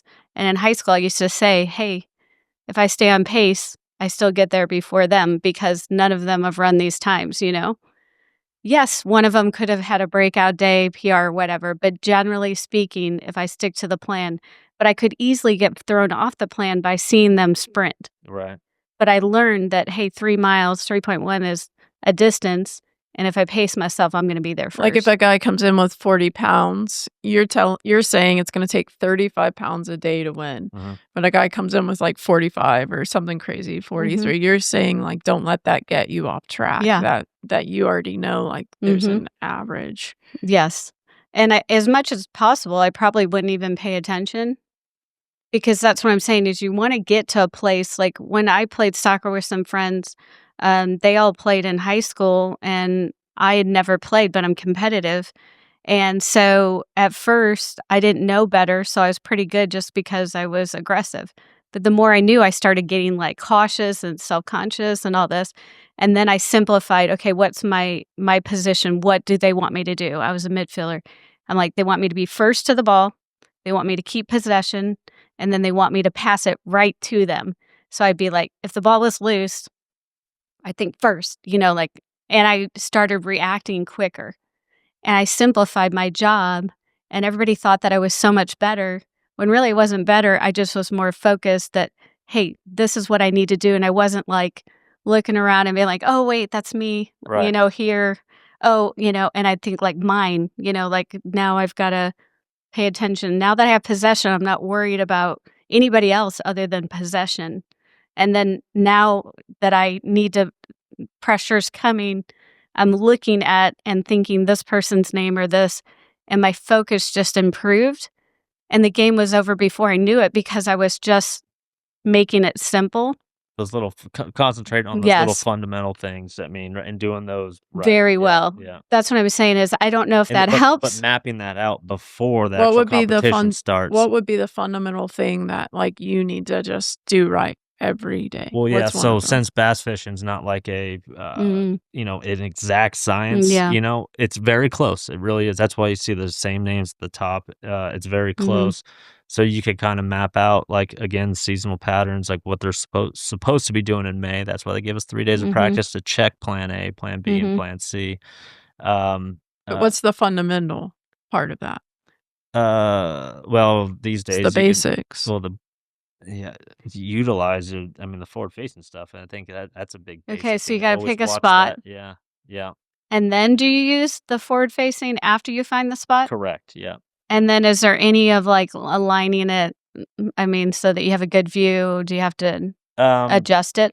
No, not really. It's Okay. just like I You have said, to stay on it. You Yeah. have to. You can't just like set it up and then that's that. You have to like use it. You have to stare at it and constantly be using it. it starts on Okay. it's literally eyeballs underwater. Yeah. It starts with putting that 21-foot boat like in an area on the lake that And has do you the have potential things for that fish to you live. can use their instinct about, like, hey, this is generally in the morning, Yes, absolutely. and you say, okay, I'm going there. You go there. Yep. And then You put on. and then when you actually put your electronics in the water, and then you start to see that there are fish that live here. So like that's a little win right there. That's a fundamental win right there. When you say, hey, look, Okay. they should be in this area, and then you put the you look and you see and like, oh, well, there are. That's a huge win. Yeah, so the next fundamental part of that is battle- finding an area that has fish. So Yeah. Tournament winning fish. Correct. what if there's no fish? Then you move on to then you dig back into memory and Next area. yeah, or seasonal patterns, Okay. what they're supposed to be doing, and then you just kind of look around and Okay. and try to locate fish that way. That's half of it. The other half is all those lures you see up there, which which one works the best, which one looks the most like what they're eating. Identifying what they're eating, that's another big thing. That's another fundamental thing. Is it the really big gizzard shad like I like doing, or is it the really small stuff? Is the crawdad on the bottom? That type of thing. So going through that checklist and doing those things well. To give you the best possible outcome. I mean, that's really the name of the game. I would say right fundamental, and that goes across every lake. Like the weight may change, or the size of fish may change, but is finding an area that has fish in it that are capable to compete and win. To win. Like that's the most fundamental thing. Is Can you finding tell? Because they're not everywhere. Yes. Can you tell from the visual if they're big enough? Yes. Yep. Okay. And that's why where just 5-6 years ago, we were relying just on the mapping and the way the bottom lays out, and then years and years of experience to put yourself in that position to cast around and try to get a fish to bite. But now the guys that don't even have the years and years of experience, and it shows. There's been 19, 22-year-olds winning these tournaments just because they're able to just But it's look not underwater. settling, like not settling and being like, oh, this area is okay. Like practicing hard every day to make sure you find at least one area with tournament winning fish. I would say that's as fundamental as it gets. And when you're practicing, are you different than when you're in competition? Like what's the only difference is so like if there's if there's a few larger than normal fish in an area during practice, you don't want to put a hook through them. I know we're getting right into the weeds. You don't want to put a hook in them because chances are they won't bite in 3 or 4 days. But if you establish, you look on your electronics and you see 4 or 5 huge ones there. I'm not going to cast at those during practice. I want to save those for the tournament type of things. That's the only difference. But as far as like performance goes, I mean, it is just. I mean, I'm up at 4:30, 5 o'clock every morning, and I'm there as soon as the sun gets up, and I stay out in practice all the way till the sun goes down. So 13, 14 hours on the water trying to figure out, when the sun's right there, they need to be in the shade pockets or whatever it might be. So the intensity and the performance it's all exactly the same from practice to tournament. That's It's good. I just wanted to see if you're faced with. Yeah. I mean, there's some people that do great in practice, but then they get in a competition, and absolutely. And I always feel like you got to practice. Yep. Whether it's with golfers, I'm like, go golf with other good golfers because they're like, I'm so nervous because I'm with these other people, and I'm like, then you can't practice alone because, and I might with the social thing. challenge yourself to just talk to 3 people knowing they might tell me the truth or they might not. Right. Because I feel like people tend to want to talk or tell you something if you're just like, even if it's just like, oh, hey, and you just let it be quiet, like Yeah, that's they're a going to huge talk. advantage these days on tour. I mean, there are there's always been little cliques and things like that, but Yeah. nowadays it seems like more than ever. There are 4, Mhm. 5, 6 guys. There's a pair of brothers that share everything, and they, like, I mean, think about it. I mean, I'm just one dude trying to break down a giant lake like Lake Fork, and when you have other people to rely on, okay, guy number 1's gonna fish the top third, guy number 2 is gonna fish the lower 2/3, and then And the they're other gonna guy go fishes, shoot. and then they all compare notes. So literally the whole lake is broken down in one day just based on that. Where I'm only fishing the top half or whatever it is that day. So, but yeah, using those socially, using those And it just takes a while, the social. Yeah. I worked at this job and everybody was like half my age, and Yeah. I'm like, oh, this is gonna suck, Yeah.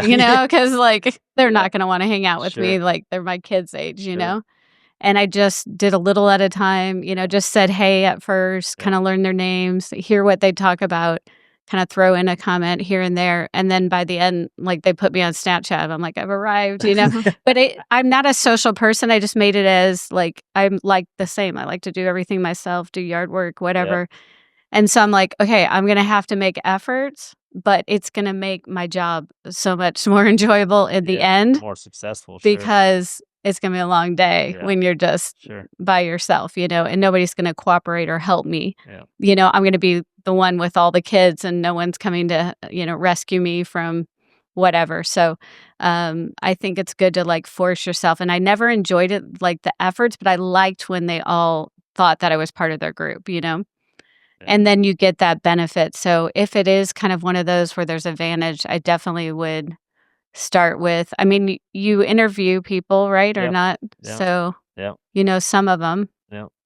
And He just, I know knows all of them. Yeah, they're He all just- good dudes. Yeah, and he just- I he just choose to do it to be alone. Yeah. antisocial. Yeah. my dad was an orthodontist and he said that he used to hate to ask for business, But then he finally went to a dentist and because I'd go out to lunch, but he's like, one day he just said, hey, you should send me people or whatever. And they just started doing it. And he's like, his business grew so much more. But he's like, you know what? People usually, if they get annoyed if you keep at them, but just throwing it out there, they don't know that you would be like, hey, call me That over if there's, open to it. Yeah. Because there's got to be other people in your same. So I wouldn't limit yourself by that, Yeah. and just know it kind of takes time. Yeah. And sometimes That's our thing. It's just alliances trust. Like, change. trust. I mean, I've been lied to so many times. I mean, it just happens. That's what fishermen do. Fishermen lie about the size of the fish. Bro, areas. you've I kind lie. of Hey, hey. he's done it Yeah. himself. Hey, I mean, I've been sitting there and hear him say it, and I'm like, why did you just say that? Like, if it it's- was the roles reversed, you'd be like, yeah. that dude just, Yeah. fibbed to me. Yeah, Mary, I promise you, I will be more social with this next tournament. I feel like I know it more than 99 of them. There's One other there's guy. that cocky part. Yeah, That's- a little There's bit. that overconfidence A little where bit. Yeah. you know. They'll be calling me. So. Oh my gosh, it's like Ray Roberts all over again. So, but Well, no, I learned. Yeah. You can tell them, hey, I'll help you out. And I'm giving you good Yep. intel, but you got to help me out. When we go to And your neck yeah. of the woods. Yeah. Yeah. No, that's good stuff. Well, no, I've learned a lot. You definitely said a few things that really, like, even the terminology you use go with the sport of bass fishing. I know we kind of threw you in the fire here. The fishing's such a weird niche thing, and you've definitely helped me out. And luckily, I have someone like Trait to stay on me she a little knows. bit Yeah. and revisit some of the conversations we had. But I don't want this to be the first and only. Definitely want to touch back with you and. Yeah, you need to hang out with Mary more. You need someone to talk to. She likes you, I could tell. And you just need someone to talk to that's not me. Yeah. You know? Yeah, definitely. So Yeah, I've had people call me even at the tournament or they're in mediation for divorce and they call and I'm like, Whoa. no, that's better than to have a bad, if it's not Interaction. going well, call me because I mean, I think that's better to get that reset sometimes. That's awesome. No, we Because really some of it is situational, really. Honestly, that's the hard part. There's not one answer. I mean, sports psychology is pretty basic, but for what I tell one person is not going to work for everyone. sure, absolutely. All right, sounds good. Mary, I really appreciate you hopping on here. And if you guys are in the DFW area, or you even do remote calls, don't you? Or yeah, I do video. absolutely. Yeah. Yeah, check her out. It's dfwtherapy.com. Is that what it is? Yes. Okay. Thank you. Ask for Mary King. It's her business. She's awesome. And before we let you go, can you give the viewers basic life advice? What's your number one, whether it's being a mom, relationship advice? Oh gosh, What's I your have no number idea. one? I'm totally blank. This is how That's the hardest question of the day. Yeah, this is how we end every podcast. Oh my gosh, you should have prepped me for that one. Trying to think of basic life. Oh, I have no idea, really. Honestly, I'm a little tired. What's the best saying or quote that you kind of live by or believe in? That's what I say. I've got nothing. I'm like, Pride. I get it. I don't. Yeah, nothing. They'll have to come in. That's the big secret. Yeah. Come in and I'll tell you. Love it. No. I don't know why I am just totally blank at this point. I thought we were done. I get that. I totally get that. Charles, give us one. He doesn't have Question. Charles, give us one. Charles is like, we're over. Mhm. It's over. Well, I guess that's it. So, Chris. Now, hold on. You give us one. I don't think you've ever Yeah. given us one. Oof. Basic life advice. I don't. How to be a better person. Yeah, I don't. Just be an honest human being. Be a good, There you go. honest Universal human being. principles of. Yeah. Be it. Yeah. Treat people how you would want to be treated. Yeah. Live up to the same standard. Be a good parent. Be a good parent, because if everyone had good parents, there would be a lot less bad things happening in our world. So be there for your kids. And I don't have kids, so it's easy for me to say, but just be a good parent. Be Just there for your dogs. Be there for your dogs. Yeah, absolutely. Be like a dog. I love how when you come in, they're just always happy to see you, no matter what. It's hey, you're home. Hey, come back from having a bad tournament. They're all over you. It's true. Good stuff. So. Unconditional love right there. Mary, thanks for your help today. Okay. This is awesome. And I will run through some of these things, these exercises and checklist at my competition Fork. And then we'll circle back. I'll sit back down with you and we'll move this conversation forward. So sounds great. Mary Good luck. King, appreciate it. Thank you. Thank you. Okay.